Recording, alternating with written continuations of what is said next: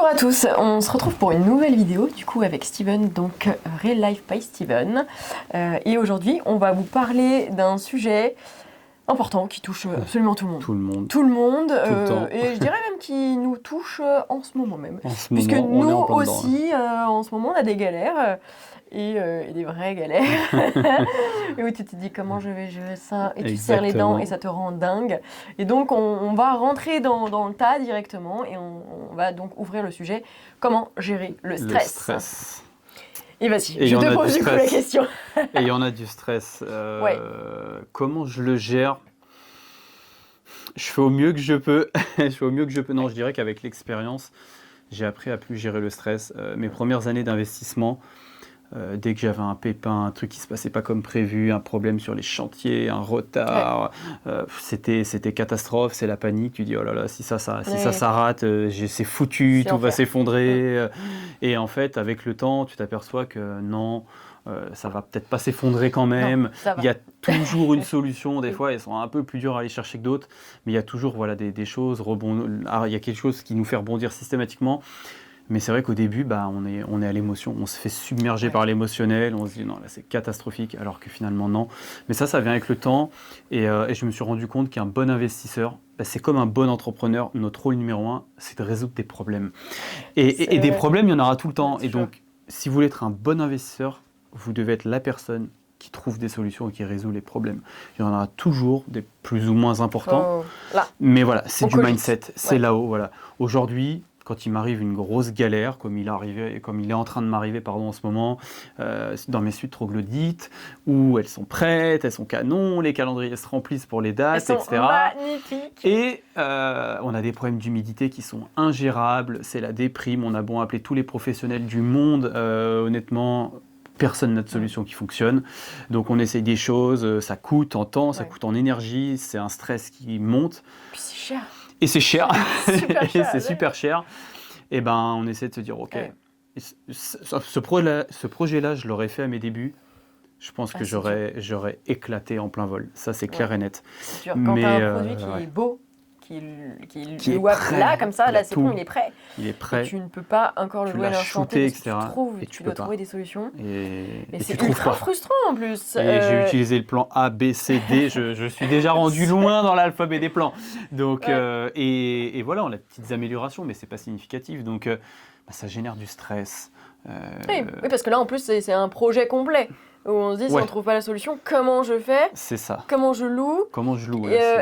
Quel va être le petit curseur d'acceptabilité par les voyageurs pour se dire, ok, on est bien. Oui, c'est un peu humide, mais c'est le jeu. Mais c'est le jeu de la troglodyte, exactement. Et non, c'est pas viable. Il y a quand même le confort. Donc, et on peut quand même se coucher dans un lit au sec, au chaud, parce que ça coûte quand même 250 € la nuit. Donc on n'a pas non plus envie de passer une nuit cauchemardesque.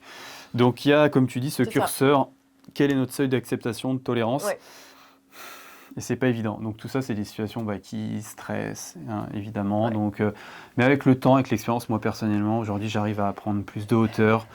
Voilà, il y a plein d'autres projets qui tournent. Celui-là, je sais que je finirai par trouver une solution. C'est qu'aujourd'hui, je la vois pas. J'ai pas mon champ de vision assez ouvert pour la voir. Et souvent, c'est ça, c'est qu'on est tête dans le guidon pour tous les projets. Il y a un impayé, il y a ça se passe pas avec un artisan, il est parti avec mon acompte, etc. On est tête dans le guidon et on voit pas. On voit plus que ça et en fait, on n'est pas capable de voir la solution parce qu'on est tellement aspiré par le problème qu'on le voit pas en fait. Prendre de la hauteur. C'est ça. Il faut un peu comme un drone. Vous prenez de la hauteur, vous élargissez vraiment votre vision et vous dites OK. Je voyais le verre à moitié vide, mais peut-être que je peux le voir à moitié plein. Et là, on commence à réfléchir différemment, à ranger l'émotion de côté, à devenir plus rationnel. Et on prend le panel d'options qu'on a devant nous. Et là, on se dit, OK, je vais essayer celle-ci et peut-être que ça va changer des choses. Et dans la majeure partie des cas, on trouve toujours une issue heureuse quand même, mine de rien. On trouve quelque chose et puis c'est aussi l'expérience. Moi, chaque fois que, je dirais même depuis que je suis toute petite, et chaque fois que j'ai eu une galère, mon père me disait, il me dit toujours d'ailleurs, c'est pas un échec, t'as pas une galère, tu prends l'expérience. Et j'ai entendu c'est l'expérience peut-être 50 milliards de fois dans ma vie. Donc du coup, maintenant je le dis également à tout le monde, quand il y a une cacahuète, ok, c'est l'expérience, c'est pas grave. Mais en même temps, il y a des expériences que tu n'as pas du tout envie d'avoir, que je ne souhaite à personne. Et c'est vrai que là, il va falloir trouver une solution. c'est dur, ça remet en compte un budget, vous pouvez avoir Ouais. un différé qui s'arrête, du coup les mensualités qui démarrent. C'est C'est vrai ça. que si c'est le premier projet, Des frais là supplémentaires, etc. tu es comme ça et tu dis je fais quoi? Bah, tu dors Je mal la revends. nuit un peu, ouais. Mais si je revends et que la personne elle peut pas exploiter non plus, Bah, c'est ça, c'est une dévalue potentielle, c'est etc. ça. Donc c'est une perte d'argent, puis c'est la motivation, et puis voilà, C'est un échec et puis psychologique. c'est un en échec se disant, psychologique, là, etc. c'est tout un projet quand même. Donc, ouais, il y a quelques nuits, je dors pas sur mes deux oreilles. Alors que pourtant, je dis toujours, si je fais de l'investissement immobilier, c'est pour dormir sur mes deux oreilles. Mais forcément, sur un projet atypique comme ça, on prend des risques. Je l'aurais Oui. pas fait en premier, évidemment, donc ça va. Mais c'est vrai que Ça va. j'ai quelques surfroides. Quand tu appelles un pro qui dit, bah non, mais en fait, tout ce que vous faites, vous pouvez pas faire mieux. Ok. du coup, Et ensuite, c'est quoi l'option? Mais il y en a pas, vous avez déjà tout tenté. D'accord. C'est juste que la zone est comme ça et il faut s'adapter à la géographie des lieux. Et ben on va faire ce qu'on fait Et comme toujours. bah, On va voilà. s'adapter, On va s'adapter, trouver des solutions pour c'est la là où, vitrier, du etc. coup, s'adapter avec des matériaux. Moi, c'est ce que j'ai retenu aussi tout le temps, il y a une chose que vous ne pourrez jamais contrôler dans la vie, c'est l'eau. Ouais, Euh, l'eau, c'est compliqué, et hein.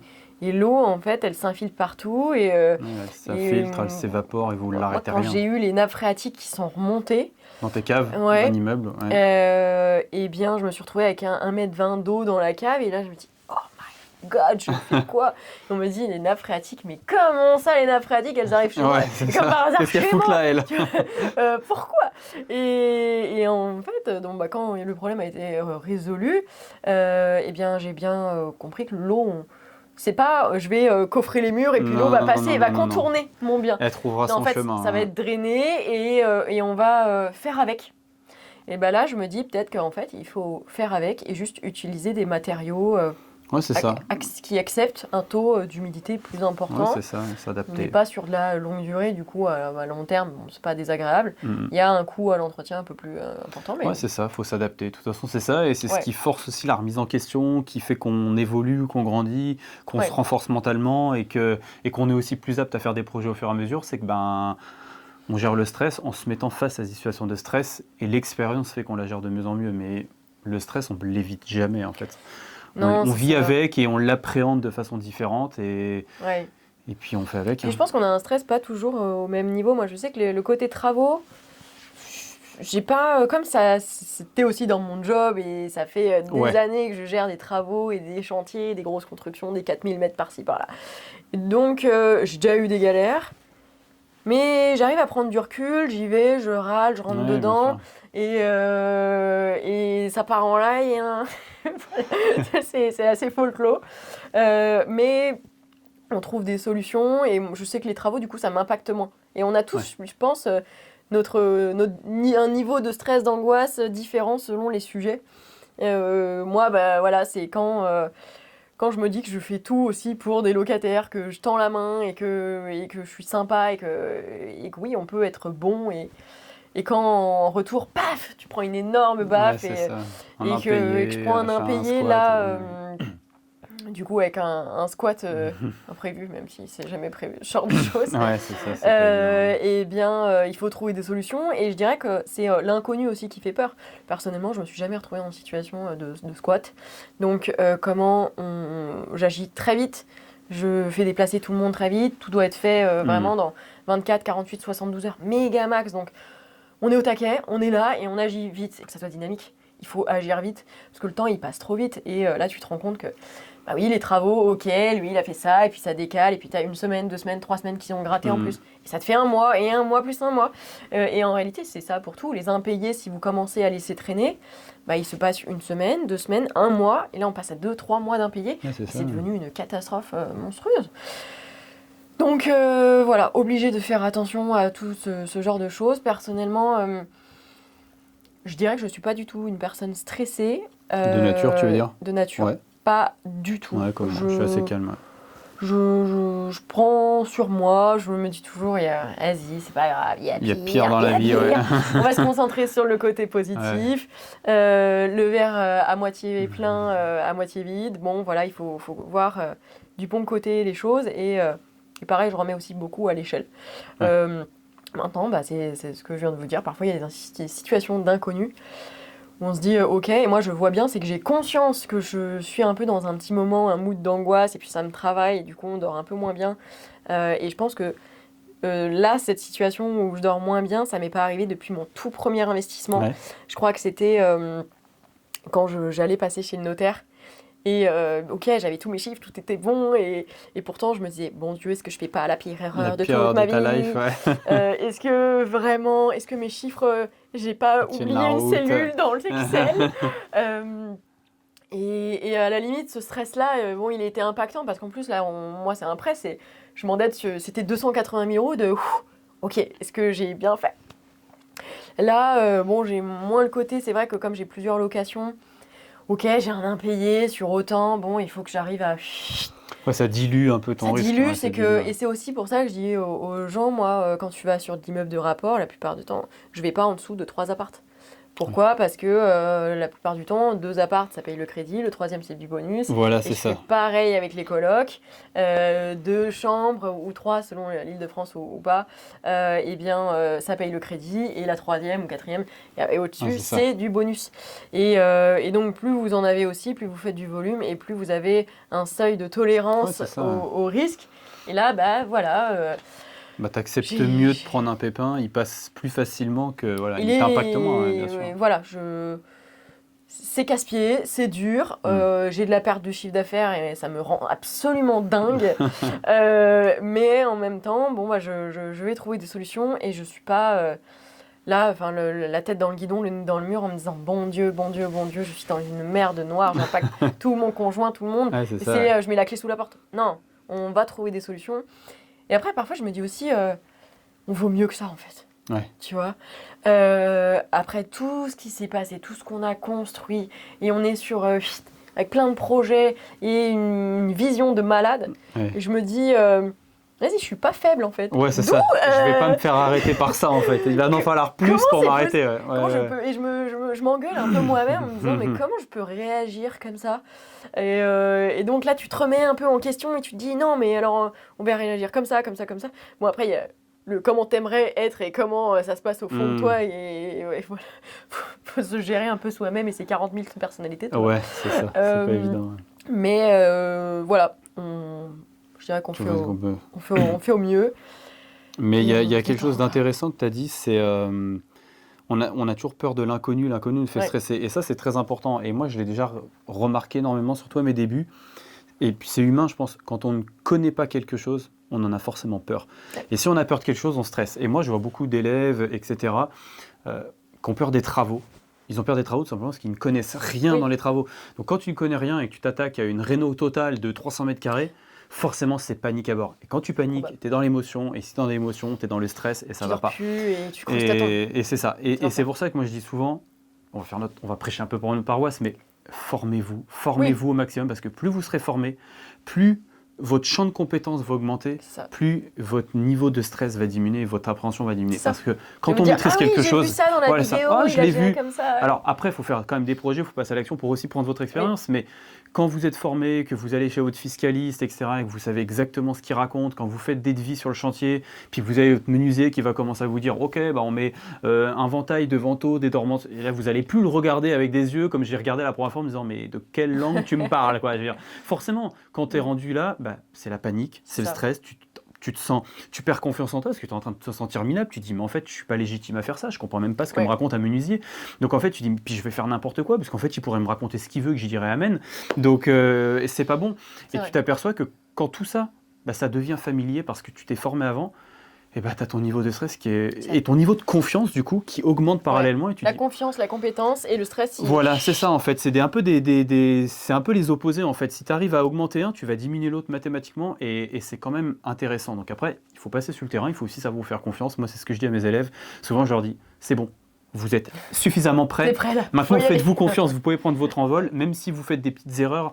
elles seront pas mortelles, entre guillemets. Vous aurez toujours un peu de stress, mais c'est du bon Et stress. de trouver des Et voilà. solutions. Donc, voilà. donc maîtriser un petit peu les choses, ça va vous aider grandement aussi à gérer le stress et ça va vous éviter quand même un paquet de situations qui sont évitables. Il y a suffisamment, on vous en a dit plusieurs, des situations qui sont difficilement évitables et qui ne sont pas de votre ressort, comme les impayés, etc. Mais il y a plein de stress que vous pouvez éviter si vous savez exactement ce que vous faites et que vous avez anticipé, que vous avez fait les choses dans l'ordre, que vous avez fait un bon process d'investissement, comme tu dis, que tu as fait des bons calculs, que tu n'as pas oublié de cellules dans l'Excel. Et bien tout ça, c'est pareil, ça fait qu'on dort sur nos deux oreilles beaucoup plus facilement. Oui. Donc ça, c'est de votre ressort. Donc il y a une partie que vous pouvez largement traiter avec vous-même en vous disciplinant au mieux et en vous formant au maximum. Tout à fait.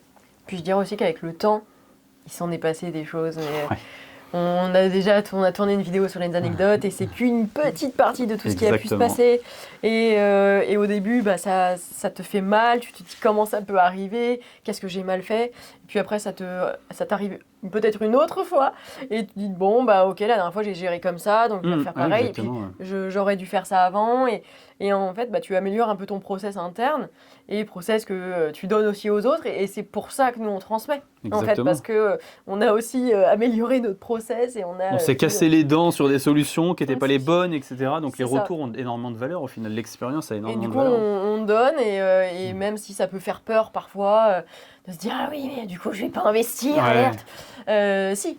C'est juste, moi, je te transmets ce qui peut arriver. La réalité, ce qui va se passer. Comment tu peux résoudre potentiellement le problème, tu vois. Au mieux que tu puisses faire, mieux gérer la situation. Et voilà, et puis après, tu prends une bonne tisane ou un gros mojito, ça dépend.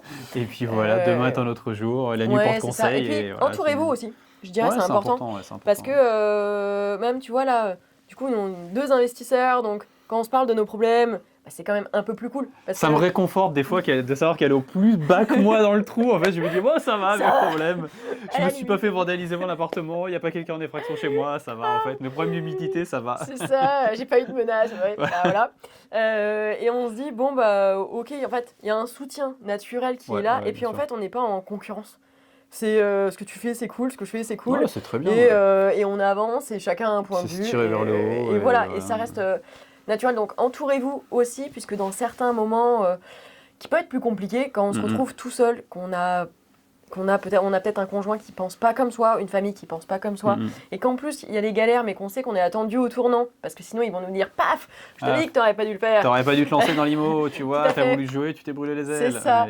Donc avoir les bons contacts qui peuvent vous dire ou vous tendre la main en disant écoute, on va prendre un café, tu vas m'en parler, on va voir si peut-être moi j'ai d'autres solutions à t'apporter. Eh bien ça retire une soupape, on repart et on est rechargé à bloc et on va avancer, trouver d'autres solutions et puis voilà. Et puis le temps résout aussi pas mal de problèmes, il faut savoir prendre sur soi, quoi. Ouais, je suis assez d'accord avec toi. Voilà, donc on va ressortir de ces 2 jours de tournage avec relax, on va penser les cocotiers, on a repris un peu de hauteur et voilà. Voilà. Donc voilà les amis, j'espère que ça vous aura inspiré, que ça vous aura permis aussi, vous, de vous remettre en question. Là, j'espère que vous aurez fait pause un moment dans cette vidéo et que vous aurez dit, ok, j'ai ça et ça comme problème, comment je peux voir les choses. Si c'est le cas, on aura fait notre job, on est content. Et puis, on vous invite à liker, partager là. Je suis sûr que vous allez pouvoir aider beaucoup de personnes de votre entourage à faire la même chose. Et puis, on vous retrouve dans une prochaine vidéo. Ciao, ciao.